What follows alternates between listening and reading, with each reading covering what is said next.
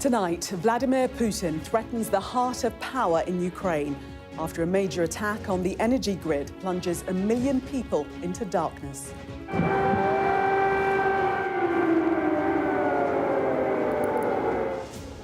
Our chief correspondent, Stuart Ramsey, has witnessed Ukraine's efforts to defend the skies amid a barrage of daily drone and missile attacks.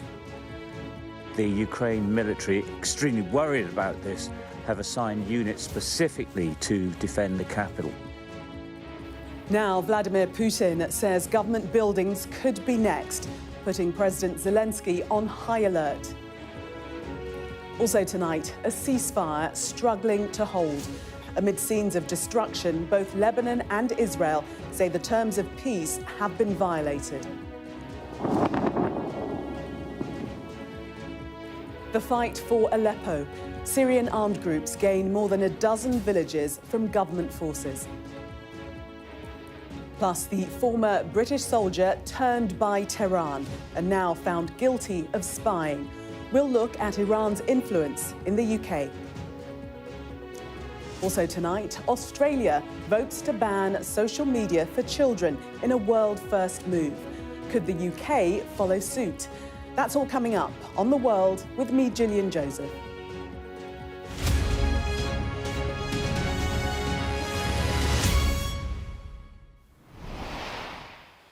Good evening. For Ukrainians, it has become the norm. The sound of air raid sirens and missiles being fired into their country. Luckily, today there were no casualties, but there's a reason for that.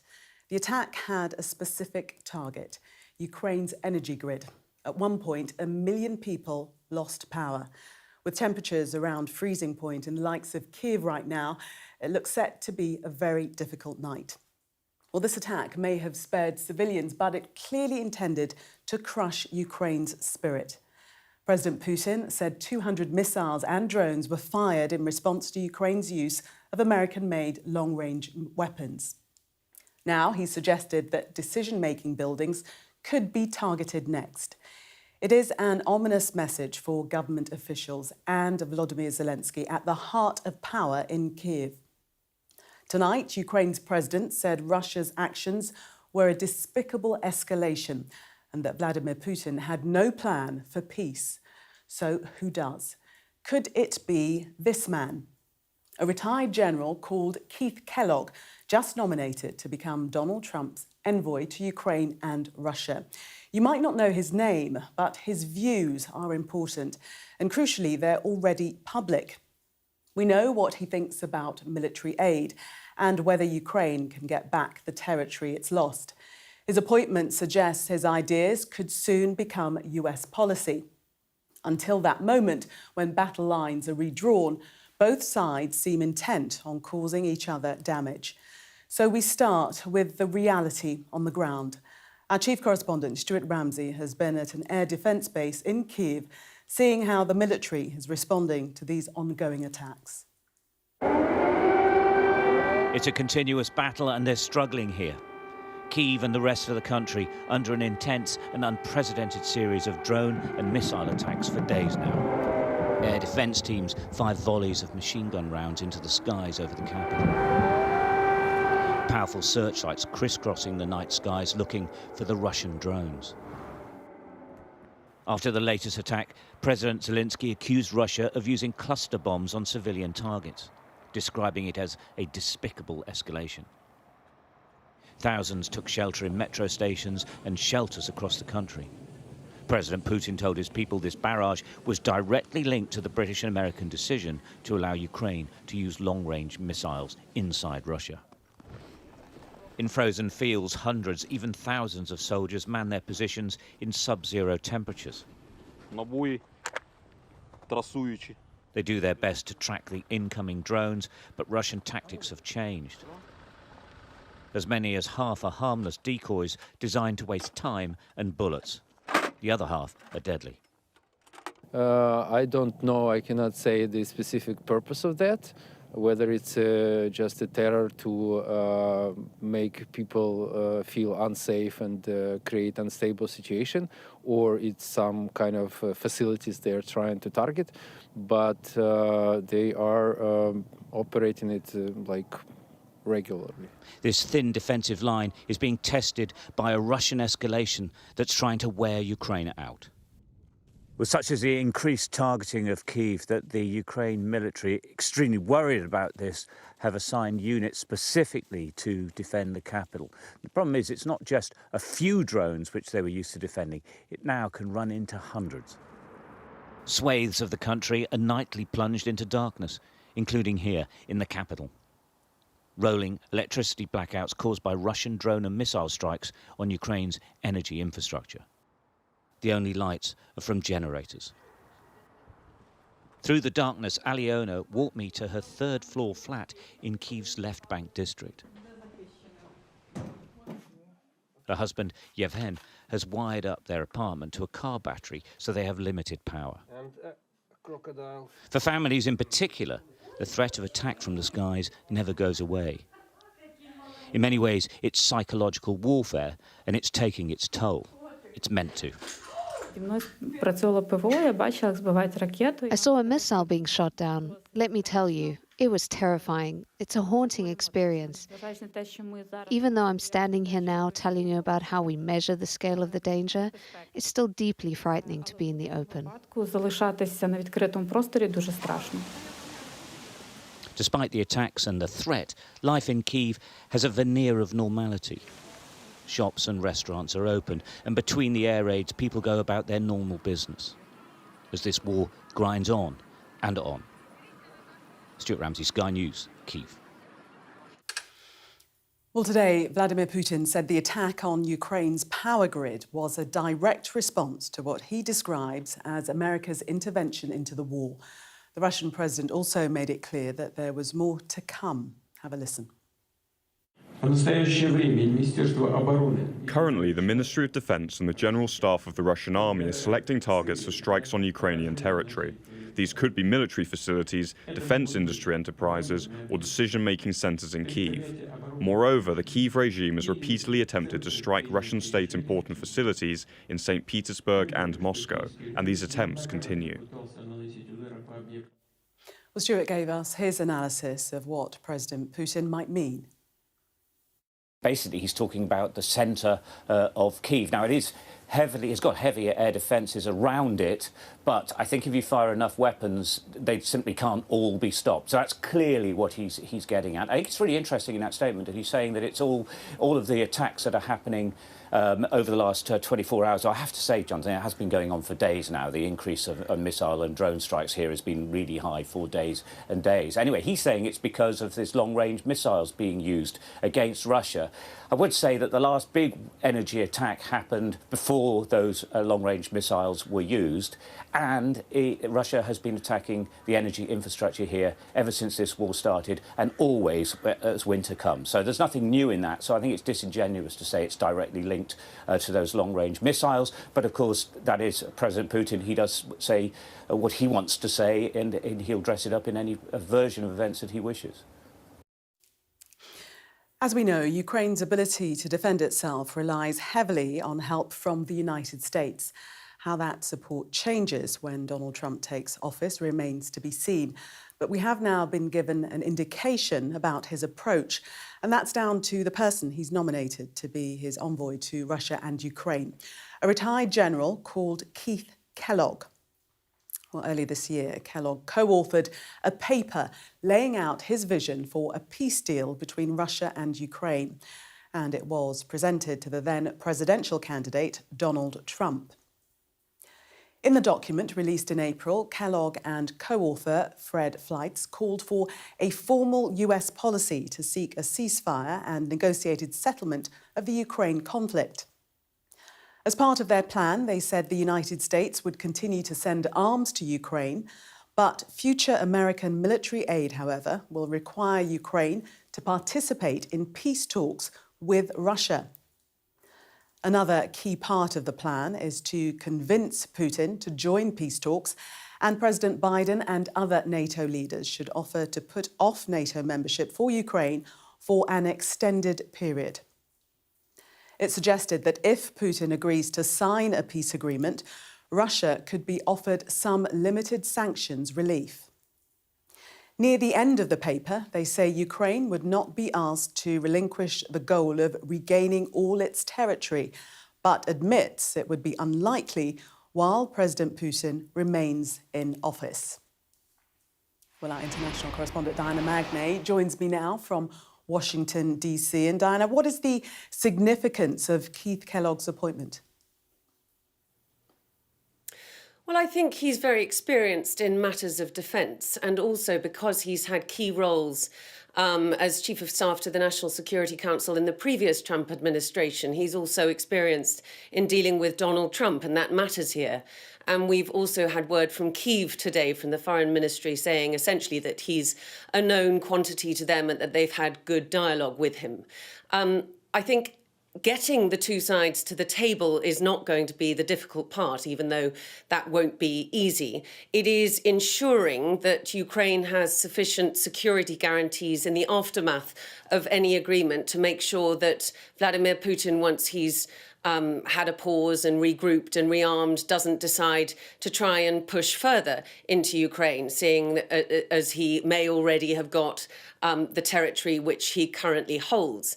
And that seems to depend on the Republican long-held strategy, really, of having peace and deterrence through strength.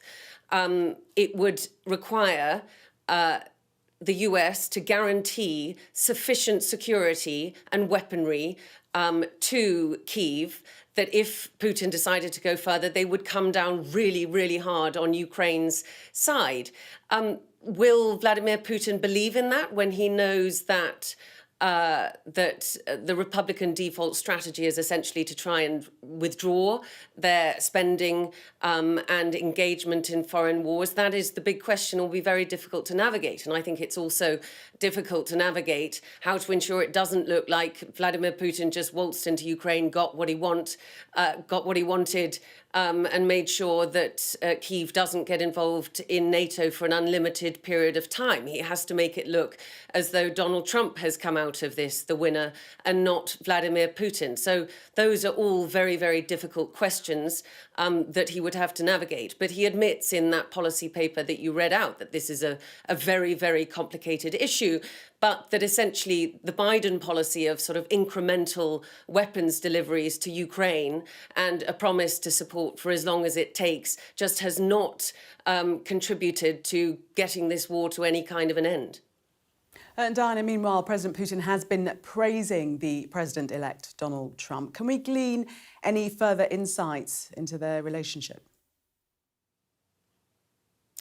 Well, I think both of those two have always had a sort of mutual appreciation for each other, which they like to talk up. This was, again, in comments in the Kazakh capital, Astana, at a regional Security Council summit, where he was asked about Donald Trump and about the prospects for peace. And he couldn't resist, really, to take a jibe at the current administration and the transition by suggesting that Joe Biden's delivery and promises that Ukraine can use these ATACMS missiles was a way of undermining any hopes for peace that Donald Trump might try to bring about. Let's just take a listen. It's possible that the current administration wants to create difficulties for the future administration. That is also a possibility. But as in my view of the newly elected president, he's quite a clever and experienced man. I think he will find a solution, given that he has tackled such a challenge as reclaiming the White House.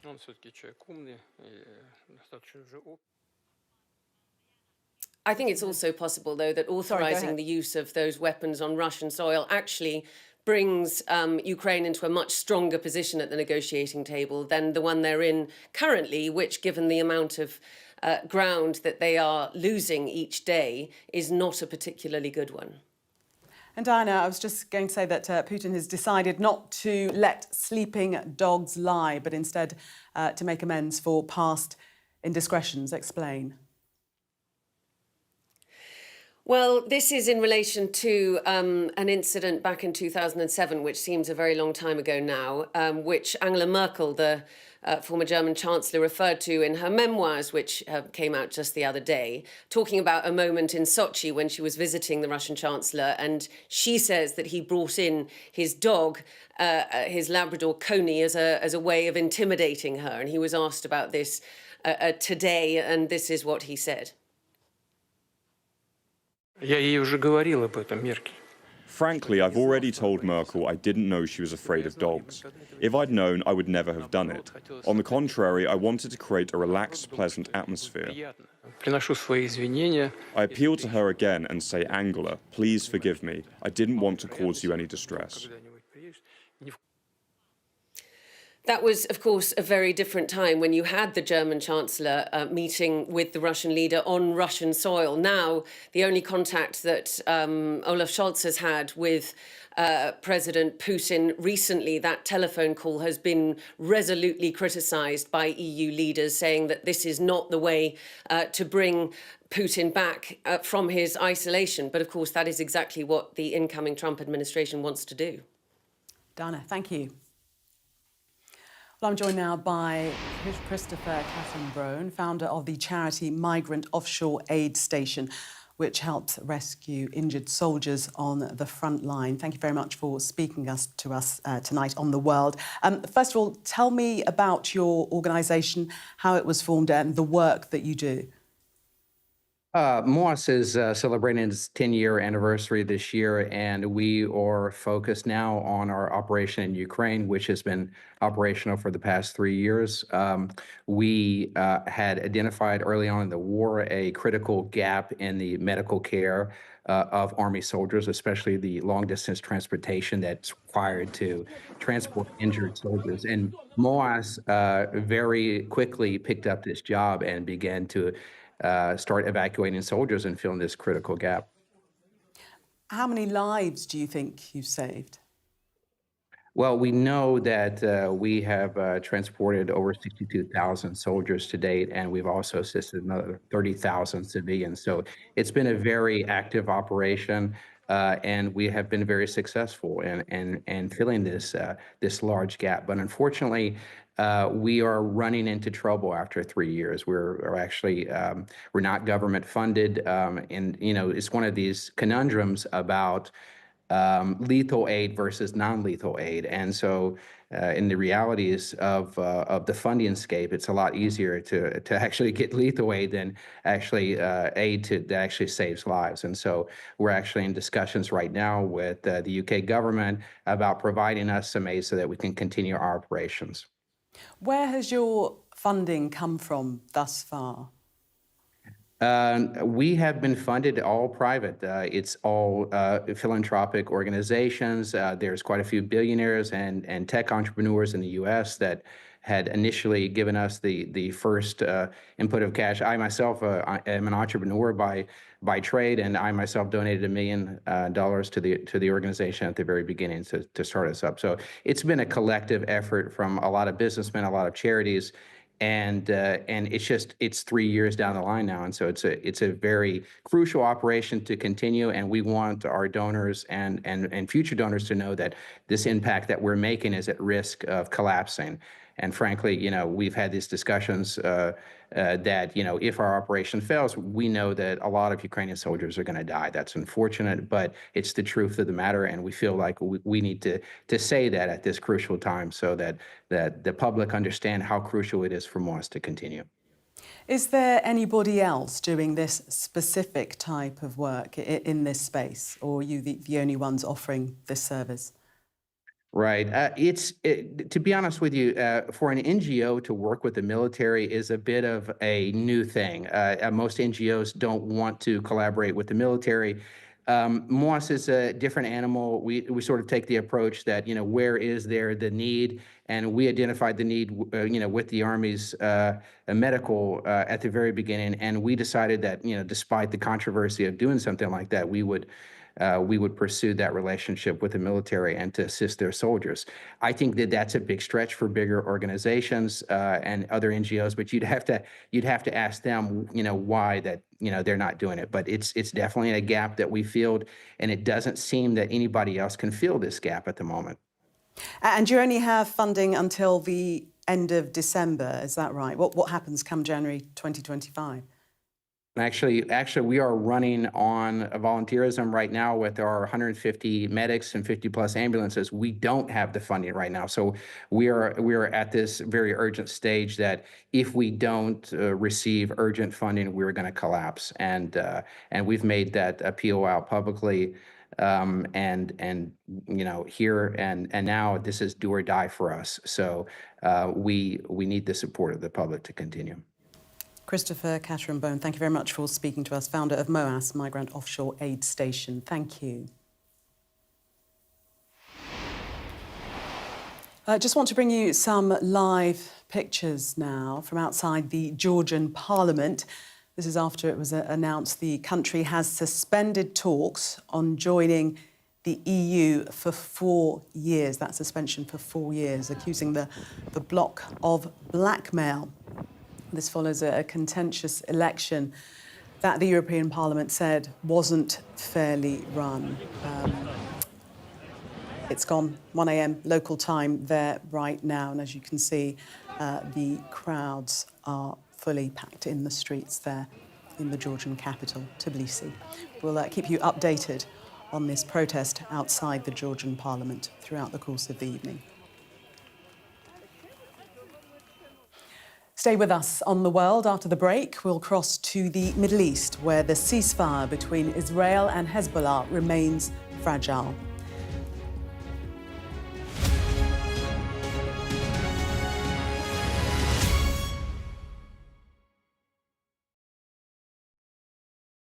First Minister, how are you? Good morning. Good morning. Nice to see you. How are you feeling? Looking forward to getting into the parliamentary chamber. Are you any further forward to making a decision? No, it's an important day today. All of the claims were in line with my parliamentary duties, so I'm making that clear to you, Conor. He was a Scot through and through. He was a very good politician. Alex Salmond was controversial, he was a disruptor, but above all, he was respected. Will you resign if you lose this week? Again, I'm not planning to, of course, lose the vote of no confidence. I'm planning to win that vote of no confidence. His face said it all. My intention to stand down as party leader. This is now a storm with deadly consequences. How are they feeling? They're a bit scared at the minute. We've been told to evacuate. How are you feeling? Devastated. Hundreds of homes were wiped out by flooding. I'm Conor Gillis, Sky's Scotland correspondent. It was probably the darkest time in my life. Scott is 5 years sober after a cocaine addiction left him close to death. Scotland has a shameful record, worse than England, the worst in Europe. Why not just say you've failed? Because then you might get more respect from families who've lost loved ones. This is where one of the UK's most prolific rapists thought he'd got away with murder. Sky News can reveal that former sex workers had told police he was sexually violent. My Emma. Free wherever you get your news. It's over, isn't it? The Americans say he is Rossi, a fraudster.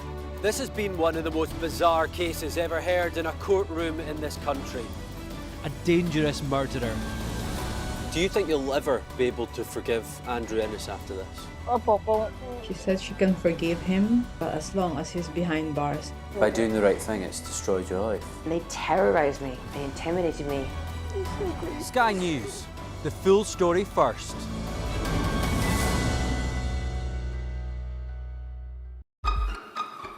We've got your Sunday mornings covered.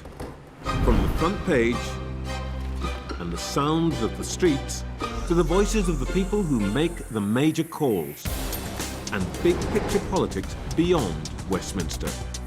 We'll put you at the heart of our story. A new start to Sunday. I'm ready.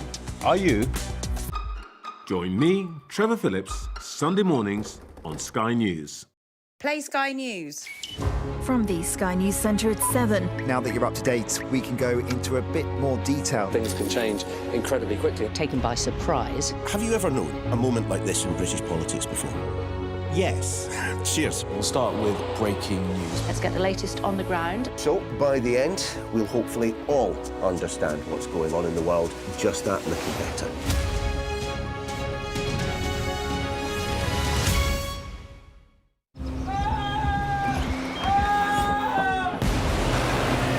The most significant day of this conflict. They keep telling us that they want aid. And this is what's left of it. Tanks, heavy vehicle. Why only in America? People want their country to work. You want a job in a normal life? Why are these homes empty? I want you to be honest with people. That has happened within minutes. Sky News, the full story first. Free wherever you get your news. Welcome back to the Middle East now. And less than 48 hours into the peace deal between Israel and Hezbollah, it seems the truce is struggling to hold. The Israeli military said it fired on what it described as suspects in southern Lebanon who were violating the ceasefire. With the calming of hostilities, cameras have now been able to enter border villages that were at the heart of the fighting. These drone aerials show the full scale of destruction in the city of Hana in southern Lebanon. More than 1 million Lebanese people have fled their homes since the conflict began over a year ago. The aftermath of the conflict was also seen across the border in northern Israel. The initial fighting killed more than 70 people in Israel. Over half of them were civilians, as well as dozens of Israeli soldiers fighting in southern Lebanon. In Beirut, displaced families from the south were seen packing their belongings and preparing to leave the city. Thousands left the capital yesterday, despite warnings from the Israeli and Lebanese military to stay away from certain areas near the border. Speaking to CNBC, the country's foreign minister insisted the government didn't have a say when it came to the war. Choices in Lebanon, I have to admit, are between the bad and the worst. They are not between the bad and the good. And we pick the bad, better than the worst. So, no, so that's why, you see, we support Hezbollah, but we don't support the war, as the Lebanese are saying. And the government had no say in the decision to go to war. We have to admit that. Well, Tom Cheshire joins me now live from Beirut. And Tom, both Lebanon and Israel say there have been violations today. Can this ceasefire hold? That is the question. And when the ceasefire was announced, Hezbollah was saying they would be monitoring Israel with a finger on the trigger. Israel is pulling that trigger with these firing on suspects, as it called them, and with an airstrike too. And when the ceasefire was announced, it's only been in place since yesterday morning, and it followed more than a year of war and months of really intensive fighting with airstrikes here in Beirut and across the country. That devastation you just saw, but it was greeted with joy by the people, but also this wariness, with Hezbollah and the Lebanese armed forces accusing Israel of already violating that ceasefire. It just underpins the fragility of this whole affair. Now, that said, this is the start of a process. Both sides have 60 days to withdraw from their positions, and they don't appear to be in a massive rush to do that. And the really important part of the text is that both sides can't commit offensive operations. So I think that definition is what will be tested over the coming days, especially with an airstrike like this. And there is an obvious danger, if there has been a ceasefire announced, if there's only seen to be one side that is actually ceasing fire and the other side continuing, especially with US support. And under all of that, as you say, 1.2 million people displaced in Lebanon. What it means is uncertainty for them. People have been going, they have been here in Beirut, and they have been trying to head south. Many more are waiting to see what happens. It's quite clear that the south isn't safe yet for those who want to return home. We'll stay there, Tom, because I'd like to get your thoughts now on neighbouring Syria, where many people displaced fled to when the Israel-Hezbollah conflict erupted. Near the city of Aleppo, militant groups have launched their biggest offensive against the country's army in years.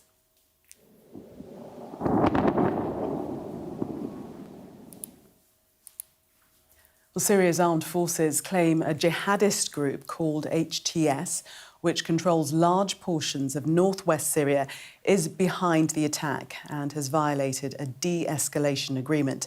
They've reportedly taken control of more than 15 villages and captured a military base and hardware. The rebels are now on the outskirts of Aleppo. Well, Tom, still with us. Tom, this appears to be the biggest flare-up in Syria for years. How significant is it? Well, it is really significant, especially if you think that ceasefire was signed in 2020 and it has more or less held since then. This is certainly the biggest battle since then, near Aleppo, as you say, in the northwest of the country, near the border with Turkey, led by that Islamist militant group, Hayat Tahrir al-Sham. That's designated as a terrorist organization by both the US and Turkey and was described by such as the Syrian armed forces as well. Syrian and Russian jets say they hit them back very, very hard indeed. And the question is whether this is a battle or whether this is a further offensive. That ceasefire was signed by Turkey, which has been backing the rebels, and by Russia, which has been backing the Syrian government led by President Assad. Turkey said it is monitoring the situation very closely, whether it's a skirmish, whether it's a battle, whether it's offensive. Ceasefires hold until suddenly they don't. Tom, thank you. Do stay with us on The World. Coming up, Iran's influence exposed. A former British soldier, Daniel Khalife, was found guilty today of spying for Iran. We'll discuss what it means for national security.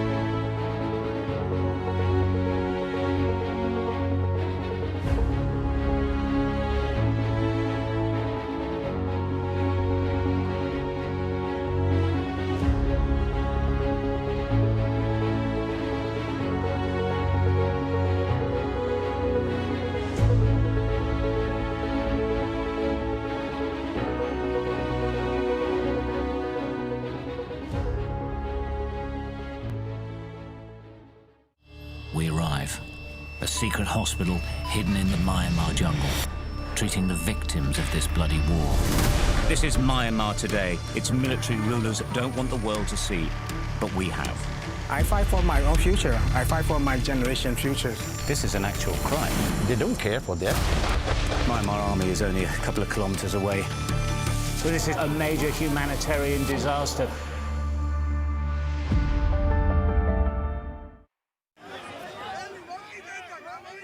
Let's take you back to these live pictures coming out of the Georgian capital, Tbilisi. This is from outside the Georgian parliament. The protest that was announced following the country suspending talks on joining the EU for a period of 4 years.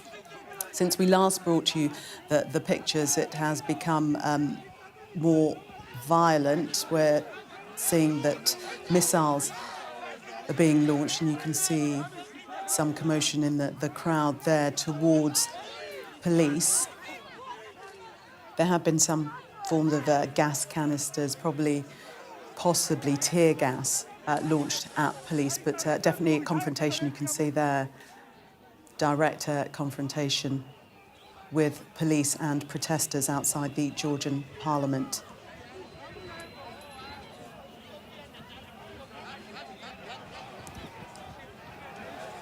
Well, the protest organised following a contentious election that the European Parliament said wasn't fairly run. We are looking at these pictures live from the Georgian capital, Tbilisi. It's way into the early hours of the morning. They're certainly gone past 1 a.m. local time. But as you can see, the crowd's still thick with protesters fronting off with police. We've witnessed ourselves missiles being thrown and possibly tear gas being deployed into the crowds. What estimation of thousands of people there at that protest in the Georgian capital, Tbilisi. We shall leave those pictures for the moment, but certainly we'll come back to that a little later in the programme.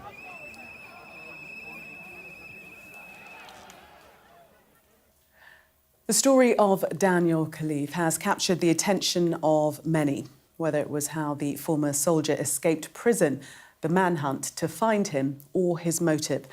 The 23-year-old was found guilty today of spying for Iran and breaching the Official Secrets and Terrorism Act. He himself said he wanted to be a double agent and thought he could be James Bond, but had only passed on fake or useless information. In a moment, we'll discuss Iran's influence overseas and here in the UK. But first, Shaman Freeman-Powell has the story. The moment the manhunt for Daniel Khalife came to an end.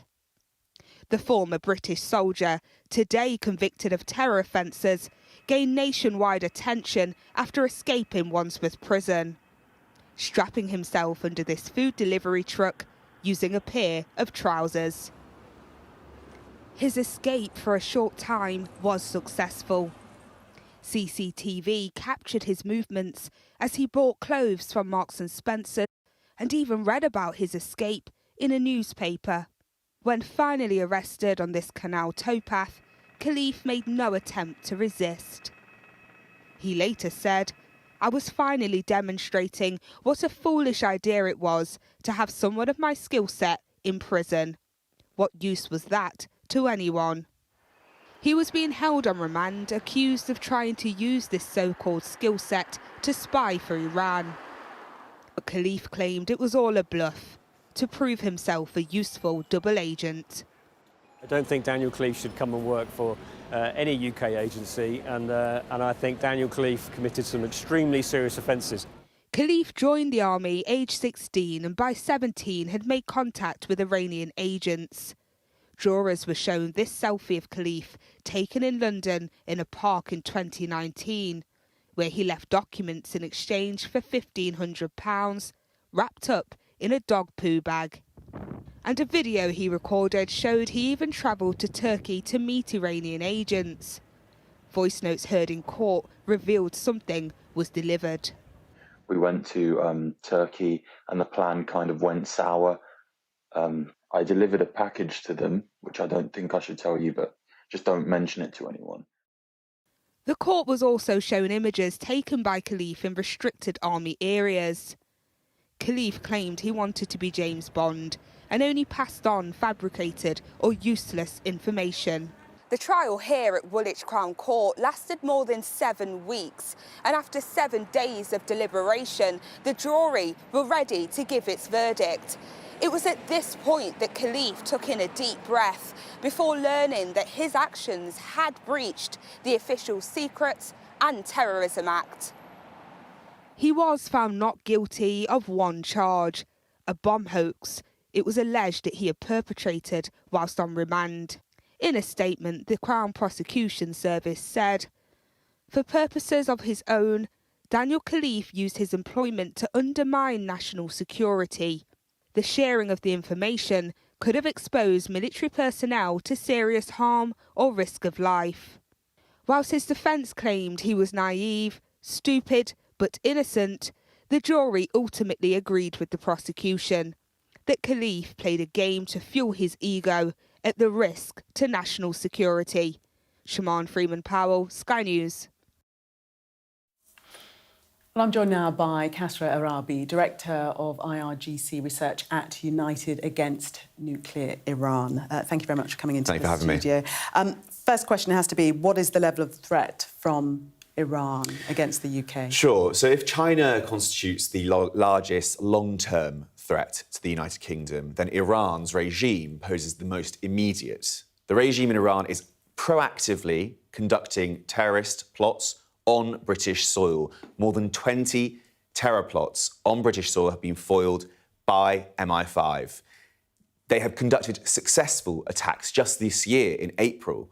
My best friend, Puriya Zarati, British-Iranian journalist, was stabbed 4 times in Wimbledon in an IRGC, Islamic Revolutionary Guard Corps proxy attack. The regime in Iran has also put together a target list of British Jews in this country. In addition to that, the Supreme Leader, Ayatollah Ali Khamenei, has created a network of infiltration centres across London, centres that are proactively seeking to recruit and radicalise British nationals. Just earlier this year, my organisation, United Against Nuclear Iran, we obtained video footage of IRGC militant commanders seeking to radicalise British students, calling on them to join their apocalyptic army that would, in their own words, end the lives of Zionists and Jews everywhere in the world. Despite this clear threat, despite this immediate threat, the British government, successive British governments now, have failed to prescribe the Islamic Revolutionary Guard Corps, the IRGC, as a terrorist organisation. It should be said, by the way, Keir Starmer, prior to entering number 10, pledged to prescribe the IRGC as a terrorist organisation. The IRGC is the paramilitary organisation that Iran's regime controls. Yet, since taking office, he has failed to do so. So another manifesto pledge turned away by Starmer. Well, why do you think that the UK hasn't prescribed them as a terrorist organisation? Because they have in the US and Canada. Canada, yes. Look, the evidence is all there to designate the IRGC as a terrorist organisation. It fits the criteria for prescription. There is hesitancy. The Foreign Office is blocking this. There is statesmen asserting that if this move were to take place, Britain's embassy in Tehran would be shut down and Britain would lose its diplomatic influence, or its so-called diplomatic influence, over the regime in Iran. My question would be, what diplomatic influence? What diplomatic influence have we seen in the past 45 years? First and foremost, the issue of prescription is an issue of national security. It's not a Foreign Office issue, it's a Home Office issue. This is about protecting British nationals from the threat of Iranian regime terrorism, particularly those from the British Jewish community and from my community, the British Iranian community. We're the 2 prime targets of IRGC terrorism in this country, and the government has failed to take action to mitigate this. What does the IRGC want?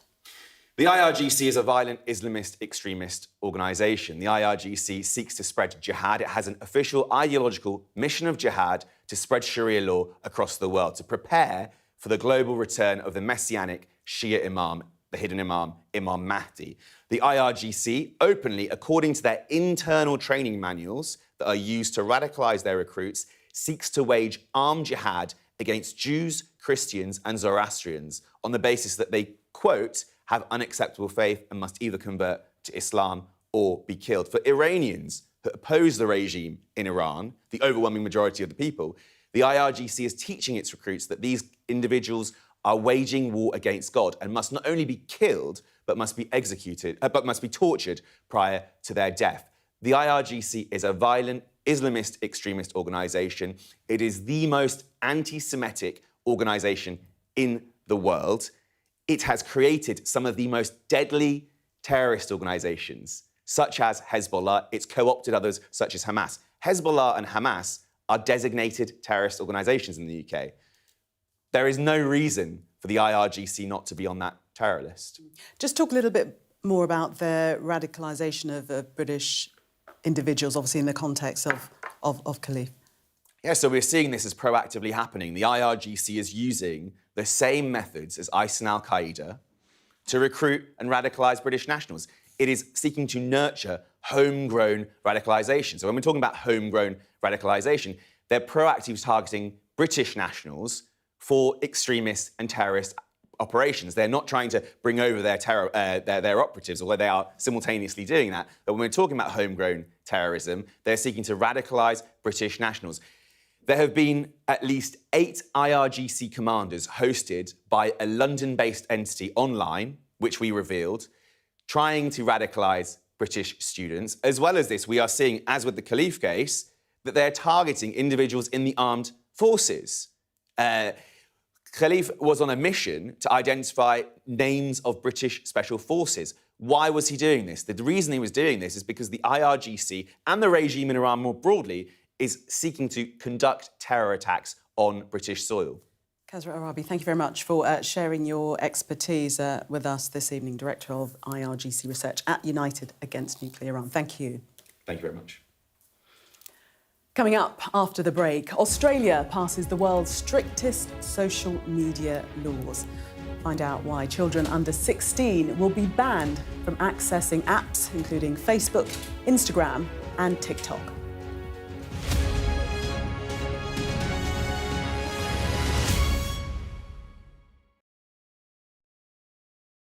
Welcome back, my friends, to the show that never ends. We've got a heck of a race.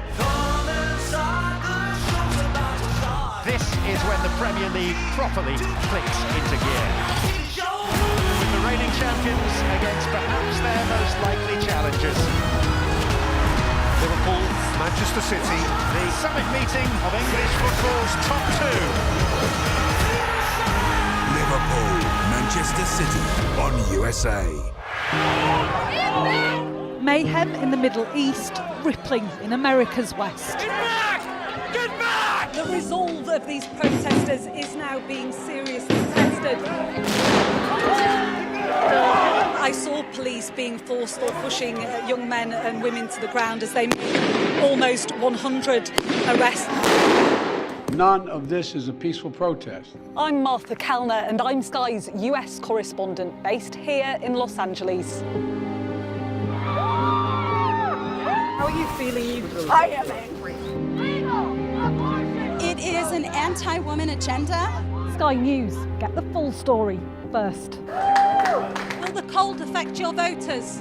Well, we have a lot of tremendous support, but it's nasty out there. Can you beat Donald Trump, Governor? President Biden, do you trust President Xi? President Biden says that this meeting went well. He said real progress was made on a whole host of issues. Will your candidates win? I hope so. I think they will. I think they're great candidates. There's no doubt that Kamala Harris and her team are harnessing the power of social media. Do you think Kamala is brat? Kamala's brat. Are you scared? Yeah, we were scared. It was terrible. Strong wind, building tearing down. As them say, our God works, so we can't do nothing.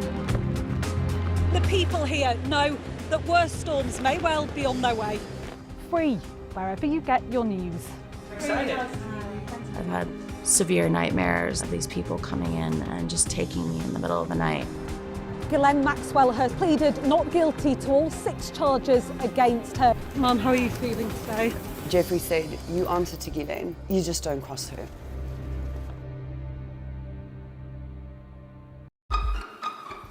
We've got your Sunday mornings covered. From the front page and the sounds of the streets to the voices of the people who make the major calls and big picture politics beyond Westminster. We'll put you at the heart of our story. A new start to Sunday. I'm ready. Are you? Join me, Trevor Phillips, Sunday mornings on Sky News. Play Sky News. From the Sky News Centre at 7. Now that you're up to date, we can go into a bit more detail. Things can change incredibly quickly. Taken by surprise. Have you ever known a moment like this in British politics before? Yes. Cheers. We'll start with breaking news. Let's get the latest on the ground. So, by the end, we'll hopefully all understand what's going on in the world just that little better.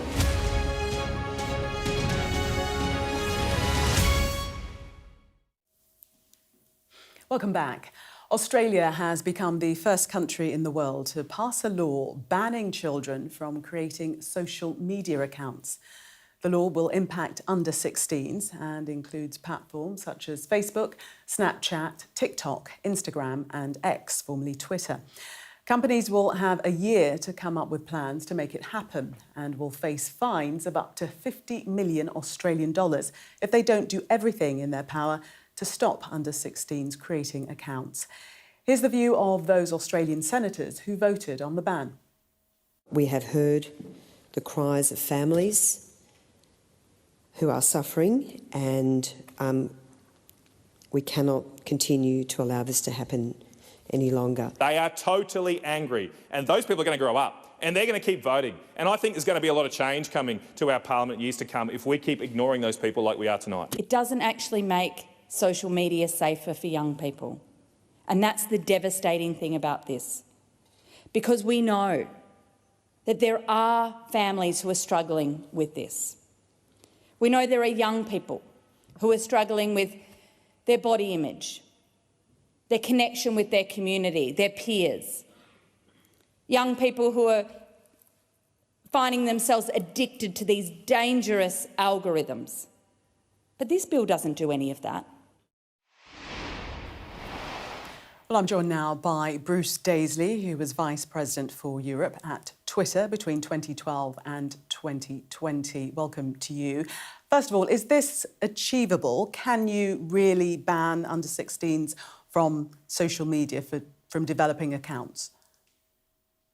There's a lot of countries around the world that will be excited that Australia's done this because it's a problem that a lot of companies are wrestling with, but I don't think it has a solution to it right now. And look, maybe this 12-month opportunity for the tech companies to find a solution is going to give everyone else around the world the chance to piggyback onto it. But it's worth saying that there has been other countries that have tried. Britain introduced a ban on adult content about 5 years ago, or had a proposal, and it's never really reached the stage that we've been able to implement it. In the US, states like Montana tried to put a ban on adult content. Other states have tried to put a ban on TikTok. And what you find very quickly is that kids, when presented with a ban, very quickly teach each other how to install VPNs, virtual private networks, to get around it. And so, as one of the Australian MPs mentioned there, actually this might have unintended consequences, that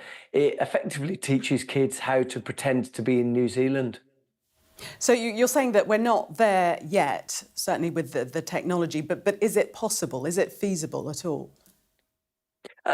One of the people responsible for anything similar, if it was to ever happen in the UK, someone from Ofcom today was on the radio, and he said maybe we could introduce facial scans. And I think that's the realm we're talking about. It's maybes and possiblies and how abouts.